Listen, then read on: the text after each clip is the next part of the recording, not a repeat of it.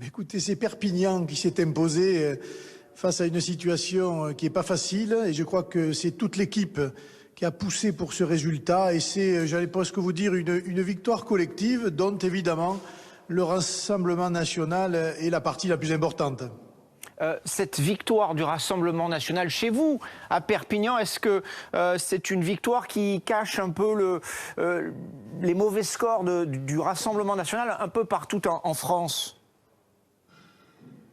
Écoutez, on a plus de mairies aujourd'hui qu'on en avait hier. Et je pense que les élections municipales sont une élection très difficile, mais que maintenant, il faut se concentrer sur deux élections majeures, les départementales et les régionales, parce que ce sont précisément des enjeux très locaux. Et à ces enjeux-là, il faudra proposer des listes et des candidats en adéquation avec les attentes de nos concitoyens. Alors, vous n'avez peut-être pas tous les chiffres, mais en fait, vous avez un tout petit peu moins de mairies ce matin qu'il y en avait hier du côté du Rassemblement national, en tout cas en termes de représentation.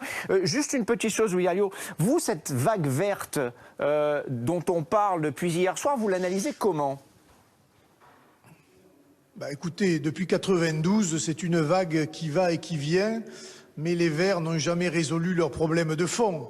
Ce sont des écologistes en apparence, mais ce sont des extrémistes de gauche en réalité. Et la plupart du temps, ils passent tout leur temps à défendre tout, sauf l'écologie et l'environnement. La meilleure preuve, c'est que dans les villes où il y a des écologistes, on ne peut pas dire que ce soit plus écologique qu'ailleurs. Et quand vous regardez la région Occitanie, qui est gouvernée par Madame Delga, qui a dans sa majorité des écologistes, on ne peut pas dire qu'elle se singularise par une avancée en matière de défense de l'environnement, en matière de circuits courts ou en matière de protection tout simplement de l'écosystème. Donc voilà, je regarde ça en tant qu'observateur, mais je ne me fais aucune illusion sur l'incapacité des Verts à muter en parti tolérant et en parti d'ouverture. Votre sentiment sur l'abstention record enregistrée lors de ce deuxième tour des municipales, quelle légitimité ont tous ceux qui ont été élus hier ? Écoutez, ils ont la même légitimité que les députés de l'Assemblée nationale où l'abstention avait été très importante. Et c'est bien là le problème. C'est pour ça que nous devrions nous orienter vers, à mon avis, deux directions.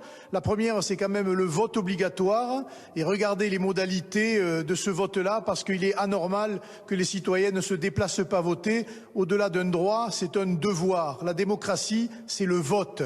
Et voter, c'est précisément l'expression de la démocratie et je ne vois pas pourquoi les citoyens se désintéressent de la politique à ce point.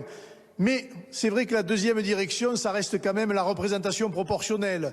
Tant que toutes les sensibilités ne seront pas représentées à l'Assemblée nationale, eh bien, une partie de nos compatriotes feront tout simplement sécession électorale, car ils ne se reconnaissent plus dans ce Parlement où une majorité hégémonique gouverne la minorité et avec les résultats que l'on connaît, d'où les difficultés de M. Macron, qui clairement aujourd'hui est plutôt sur une trajectoire Hollande et pas sur un renouveau ou sur un sursaut. Justement, les conséquences de ces résultats pour Emmanuel Macron, selon vous, quelles sont-elles ?